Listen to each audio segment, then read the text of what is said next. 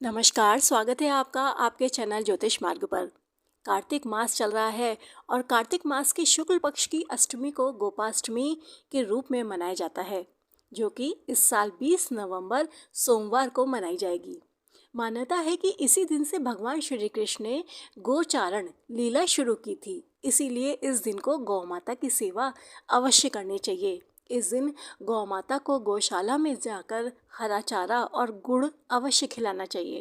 कहते हैं कि जो कोई भी गोपाष्टमी के दिन सच्चे मन से पूजा पाठ करके गौ माता की सेवा करता है, उसकी सभी मनोकामनाएं पूर्ण हो जाती हैं। चलिए गोपा अष्टमी की कथा सुनते हैं।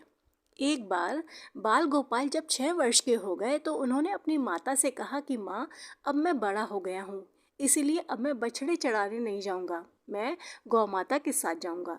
यशोदा जी ने कहा कि ठीक है, नंद बाबा से पूछ लेना। तब भगवान श्री कृष्ण नंद बाबा के पास गए और कहने लगे कि अब मैं बछड़े नहीं बल्कि गाय चराने जाया करूँगा। नंद बाबा ने उन्हें समझाने की बहुत कोशिश की, लेकिन श्री कृष्ण की हट के आगे उनकी एक नहीं चली। फिर नंद बाबा ने कहा ठीक है, पहले जाकर पंडित जी को बुला लाओ ताकि उनसे मैं गौचारण के लिए शुभ मुहूर्त का पता लगा सकूं। बाल गोपाल दौड़ते हुए पंडित जी के पास पहुंचे और बोले कि नंद बाबा ने गौचारण का मुहूर्त दिखाने के लिए बुलाया है। साथ ही गोपाल ने ये भी कहा कि आज ही शुभ मुहूर्त बताना और इसके बदले में आपको बहुत सारा मक्खन दूंगा। पंडित जी नंद बाबा के पास पहुंचे और पंचांग देखकर उसी दिन का समय जो गौचारण के लिए शुभ है बता दिया और साथ ही ये भी कहा कि आज के बाद 1 साल तक गौचारण के लिए कोई अन्य मुहूर्त नहीं है। नंद बाबा ने बाल गोपाल को गौचारण की आज्ञा दे दी। भगवान उसी दिन से गौचारण के लिए जाने लगे।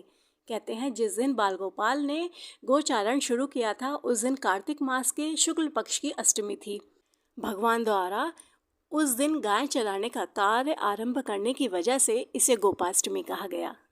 वीडियो अच्छी लगी हो तो चैनल को सब्सक्राइब ज़रूर करिएगा। धन्यवाद।